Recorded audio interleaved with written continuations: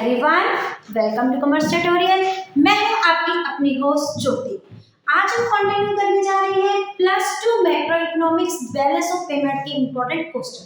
हमारा first question है, enlist the items of current account in BOP. BOP के हमारे दो पार्ट होते हैं, ऊपर वाले पार्ट को हम क्या बोलते हैं, करंट अकाउंट, और नीचे वाले पार्ट को हम क्या बोलते हैं, अपना कैपिटल अकाउंट। इनमें कौन सी आइटम्स इंक्लूड्स होती हैं? इसमें हमारी कौन सी ट्रांजैक्शन इंक्लूड्स होती है? Economic transaction. अब ये इकोनॉमिक ट्रांजैक्शन में क्या क्या आते हैं हमारी?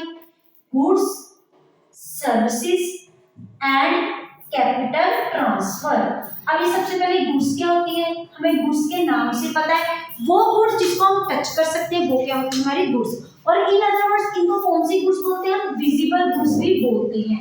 इनमें हमारी consumer goods and capital goods, दोनों तरह की गुड्स आ जाती हैं। कैपिटल गुड्स को कंज्यूमर कौन से होते हैं? जो कंज्यूमर यूज करते हैं अपने फाइनल कंजम्पशन के लिए। और हमारे कैपिटल गुड्स कौन से होते हैं? जो प्रोड्यूसर यूज करते हैं फॉर द फर्दर प्रोडक्शन के लिए। नेक्स्ट हमारी सर्विसेज। सर्विसेज क्या होती है? हमारी इनविजिबल, जिनको हम देख नहीं सकते। हमारी जो सर्विसेज होती है ये भी क्या होती है? टू टाइप्स की होती है। एक होती है फैक्टर सर्विसेज, एक non factor services. Factor services जो फैक्टर सर्विसेज को प्रोवाइड करने के बाद हमें पेमेंट को मिलती है, उनको क्या बोलते हैं? Factor services. इनमें हमारी क्या रहती है? जैसे हमारा रेंट आ जाता है लैंड के रिगार्डिंग, प्रॉफिट आ जाता है हमारे एंटरप्रेन्योर के लिए, इंटरेस्ट आ जाता है हमारी कैपिटल के लिए, और लेबर के हमारे रिगार्डिंग क्या जाती है? वेजेस आ जाती है। अब दूसरे होते हैं नॉन फैक्टर सर्विसेज, जो हम जिनके लिए हम कोई भी फैक्टर सर्विसेज प्रोवाइड नहीं करते। इनमें जितनी भी हमारी मिक्स्ड सर्विसेज है वो सारी आ जाती हैं, जो कि इन अदर वर्ड्स जो कि सेल्फ एम्प्लॉयड पर्संस होते हैं और जिनकी सर्विसेज को हम डिफरेंट नहीं कर सकते। इसमें कोई भी एंटरप्रेन्योर, हमारा सेल्फ एम्प्लॉयड सोल प्रोप्राइटर आ जाता है। उसके बाद इसमें वो कहता है service of teacher, service of doctor, service of nurse, इसमें सारी सर्विसेज आ जाती हैं। कैपिटल ट्रांसफर को हम क्या बोलते हैं? Unilateral transfer. अब यूनिलेटरल क्या होती है? यूनि का मतलब वन, वो ट्रांसफर जिसमें सिर्फ एक पार्टी इन्वॉल्व होती है, लेकिन उसमें दूसरी पार्टी की कोई भी इन्वॉल्वमेंट नहीं होती। हमें कुछ रिसीव होता है, हम उसके बदले कुछ नहीं देते। जैसे कि किसी को क्या दे दिया हमने? गिफ्ट दे दिया, किसी को हमने क्या दे दिया? डोनेशन दे दिया, किसी को क्या दे दी? स्कॉलरशिप दे दी। इसमें सिर्फ एक पार्टी प्रोवाइड करती है, दूसरे पार्टी की कोई भी इन्वॉल्वमेंट नहीं होती। ये क्या हमारे आइटम्स किसमें इन्वॉल्व होती है? जो कि हमारे करंट अकाउंट में इन्वॉल्व होती है। सेकंड है state the components of capital account. अब कैपिटल अकाउंट में क्या आता है?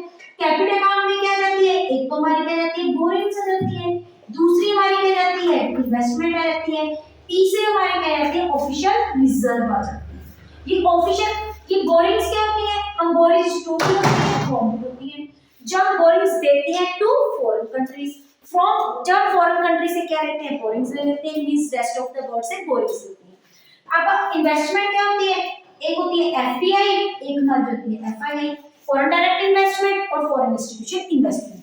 तीसरी क्या होती है? Official reserve. ये ऑफिशियल रिजर्व कौन से होते हैं? वो रिजर्व जो किसके पास क्रिएट होते हैं? हमारे आरबीआई के पास।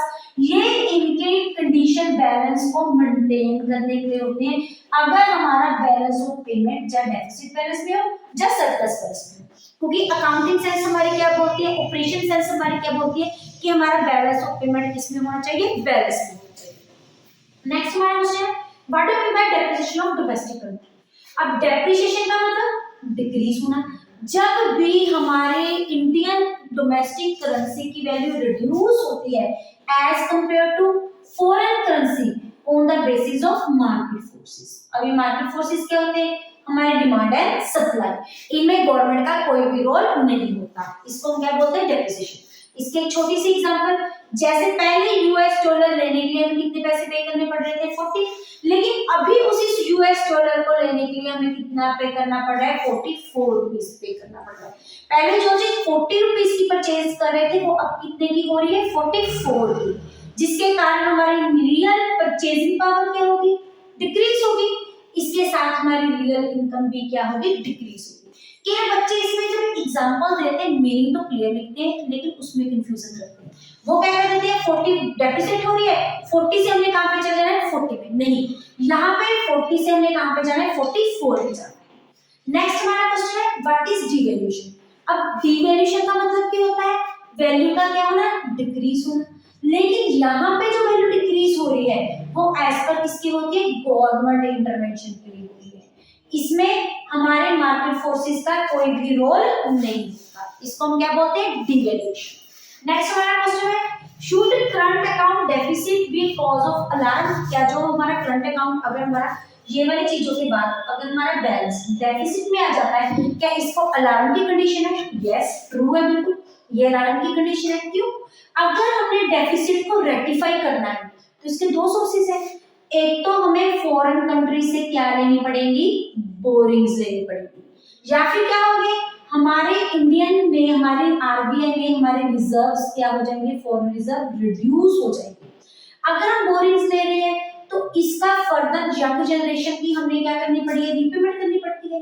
रीपेमेंट के साथ साथ इसकी पेमेंट करनी पड़ती है इंटरेस्ट की। वो इंटरेस्ट इतनी ज्यादा अमाउंट में हो जाता है कि इसका बर्डन किस पे जाता है, हमारी यंग जनरेशन पे जाता है। एक तो इसका बर्डन यंग जनरेशन में जाता है, और दूसरी तरफ जो फॉरेन कंट्रीज की के सामने हमारे डोमेस्टिक कंट्री की जो रेपुटेशन होती है वो क्या हो जाती है, डिक्रीज हो जाती है। और फिर वो फर्दर इंडियन हमारे डोमेस्टिक कंट्री के साथ कोई भी आगे डील साइन करने के लिए या कॉन्ट्रैक्ट करने के लिए वो क्या करते हैं, वो सोचते हैं। नेक्स्ट हमारा क्वेश्चन है, हाउ इज द डेफिसिट और surplus on current account be restored? अगर करंट अकाउंट में डेफिसिट और सरप्लस की कंडीशन है तो उसको कैसे ओवरकम किया जाए? अब करंट अकाउंट के बाद हमारा क्या आता है, कैपिटल अकाउंट आता है। इसका मतलब करंट अकाउंट में अगर कोई भी डेफिसिट या सरप्लस की कंडीशन है वो किससे रेक्टिफाई करेंगे, हम कैपिटल अकाउंट से। अगर हमारे करंट अकाउंट में क्या है, डेफिसिट की कंडीशन है, तो ये किससे रेक्टिफाइड किया जाएगा, कैपिटल अकाउंट के सरप्लस बैलेंस से। ऐसे ही अगर हमारे करंट अकाउंट सरप्लस में है तो इसको हम किससे रेक्टिफाई करेंगे, कैपिटल अकाउंट के डेफिसिट बैलेंस से। नेक्स्ट हमारा क्वेश्चन है, explain the equilibrium rate of exchange. अब बात किसकी हो रही है, इक्विलिब्रियम की। अब इक्विलिब्रियम जो रेट फिक्स किया जाता है डिमांड एंड सप्लाई फोर्सेस के साथ, it depends upon market forces, उसको हम क्या बोलते हैं, इक्विलिब्रियम रेट ऑफ एक्सचेंज। और इसमें गवर्नमेंट का कोई भी रोल नहीं होता। देखिए इसकी एक छोटी सी हम डायग्राम के साथ इसको देखते हैं। नीचे साइड हमारी क्या कहती है, डिमांड है, सप्लाई, इधर वाली साइड हमारी कहते हैं रेट ऑफ फॉरेन एक्सचेंज। अब ये पता है हमारी जो सप्लाई कर्व है वो कौन सी स्लोप होती है, अपवर्ड स्लोप। ऐसे ही जो हमारी डिमांड स्लोप होती है वो क्या होती है, हमारी डाउनवर्ड स्लोप। इनके इक्विलिब्रियम के साथ जो हमारा रेट डिसाइड होता है इसको हम कौन सा रेट बोलते हैं, that is known to be equilibrium rate of exchange.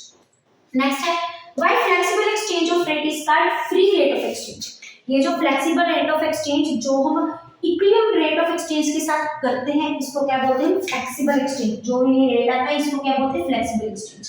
इसको फ्री रेट क्यों बोलते हैं, इसको फ्री रेट इसलिए बोला जाता है क्योंकि ये फ्रीली मूव करता है। किसमें मूव करता है, मार्केट में मूव करता है, डिपेंड अपॉन मार्केट फोर्सेस। अभी मार्केट फोर्सेस हमारे पास कौन से होते हैं, फिर से हो गया, एक तो हमारे पास क्या होती है डिमांड, दूसरी हमारे पास क्या होती है सप्लाई।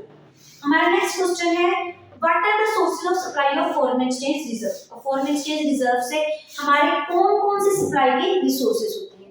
अब सब सप्लाई क्या होता है, हमारे पास फॉरेन एक्सचेंज का आना।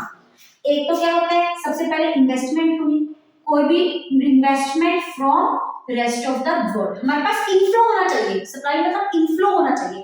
कौन कौन से रीजंस है जहां से हमारे पास इनफ्लो हो सकता है, एक तो भी investment from rest of the world, जब रेस्ट ऑफ वर्ल्ड हमारी कंट्री में क्या आके करते हैं, इन्वेस्टमेंट करते हैं। सेकंड हमारा क्या हो सकता है, बोरिंग्स।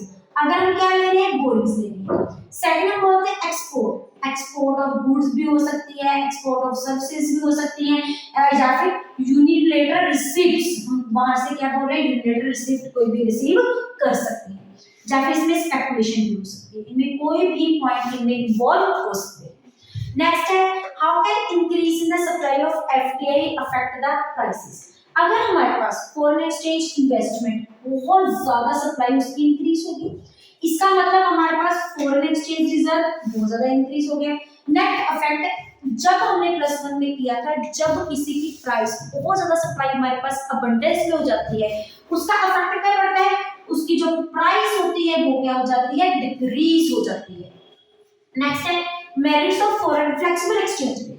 अब फ्लेक्सिबल एक्सचेंज रेट के क्या मेरिट्स होते हैं, सबसे पहला मेरिट, इसमें कोई भी गवर्नमेंट का इंटरवेंशन नहीं होता। सेकंड क्या होता है, ये क्या करती है, फ्रीली मूव करती है। और इसमें क्या होता है, हम और लिख सकते हैं, ये हमारी स्पेकुलेशन के साथ हमें इसमें क्या होता है, बहुत ज्यादा इसका प्रॉफिट भी होता है। ये क्या हो जाते हैं उसके मेरिट्स।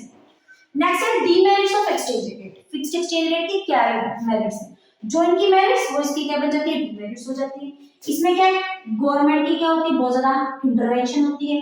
सेकंड क्या होती है कि जो हमारा फिक्स्ड एक्सचेंज हमें बहुत ज्यादा रिजर्व क्या होता है क्रिएट करने की जरूरत होती है। इसका मेरिट क्या होता है, इसमें हमें रिजर्व क्रिएट करने की जरूरत नहीं होती, लेकिन इसमें बहुत ज्यादा हमें रिजर्व क्रिएट करने की जरूरत होती है। थर्ड क्या होता है, बीच स्टेबल होता है, ये तो हमारी क्या होगी, मेरिट होगी। और हमने इसके बारे में क्या कहता है, डिमेरिट, कि हम फ्रीली मार्केट में मूव नहीं कर सकते। नेक्स्ट हमारा क्वेश्चन है what is the slope demand and supply curve. ये तो हमें पता है, डिमांड कर्व की स्लोप हमारी क्या होती है, downward sloping from left to right. अब सप्लाई कर्व की क्या स्लोप होती है, it is upward sloping, it has a positive slope which shows the direct relationship between rate and supply. It is upward from left to right. Next हमारे what is the managed floating rate। हमारे पास हमने 3 type of exchange rate पढ़े थे।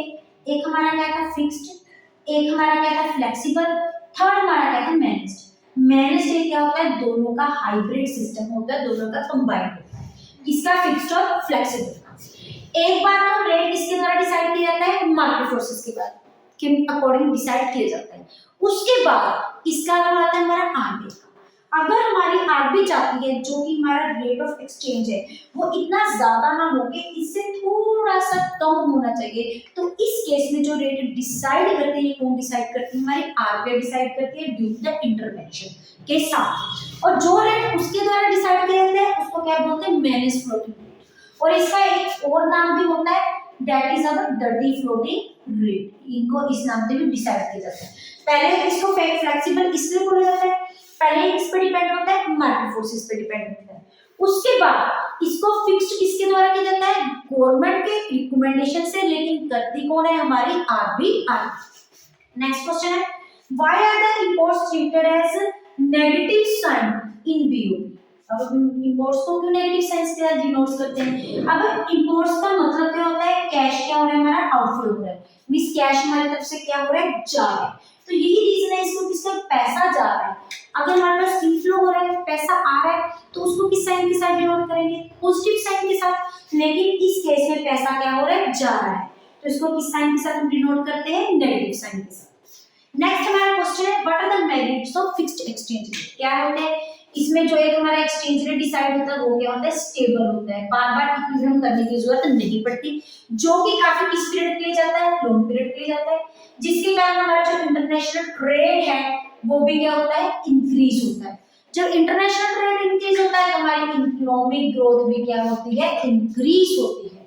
और आज का हमारा last question है where is the borrowing from abroad shown in BOP. Borrowings कहां पे शो की जाती है। अब बोरिंग्स फ्रॉम अब्रॉड, हमारे पास क्या है, पैसा आ रहा है, और इसको हम किस साइड पे शो करते हैं, डेबिट साइड पे शो करते हैं, इसके हमारे कैपिटल अकाउंट के। रीजन कि ये हमारा क्या होता है, पॉजिटिव साइन हो रहा है, इसमें हमारा क्या हो रहा है, कैश फ्लो हो रहा है। अब बोरिंग्स हमारी 2 टाइप्स की होती है, एक होती है हमारी प्राइवेट बोरिंग्स, एक हमारी कौन सी होती है, गवर्नमेंट बोरिंग्स। अगर कोई भी private institute, private person, private entrepreneur बाहर से पैसा अपने बिहाफ पे बोरो कर रहा है तो उसको हम क्या बोलते हैं कि प्राइवेट बोरिंग्स। अगर यही पैसा कोई गवर्नमेंट या कोई और हमारे सोशल वेलफेयर के लिए, अब जब प्राइवेट बोरिंग्स की जाती है किसके लिए की जाती है, प्रॉफिट मेकिंग के लिए की जाती है, कौन कर रहा है, प्राइवेट कर रहे हैं। लेकिन जो गवर्नमेंट होती है ये बोरिंग्स किसके लिए की जाती है, हमारी इकोनॉमी को स्टेबल करने के लिए, हमारे सोशल वेलफेयर के करने के लिए, इसको कौन सी बोरिंग बोल रहे हैं, हमारी गवर्नमेंट बोरिंग बोलती है। ये थे तो कुछ इंपॉर्टेंट क्वेश्चन जो हमारे आज के टॉपिक इससे रिलेटेड थे। अगर आप इनका स्क्रीनशॉट लेना चाहते हैं तो आप ले सकते हैं। वीडियो अच्छी लगे इसको लाइक करें, ज्यादा से ज्यादा शेयर करें ताकि मैक्सिमम स्टूडेंट्स के पास इसका बेनिफिट पहुंच सके। चैनल को सब्सक्राइब करना ना भूलें। Thank you, have a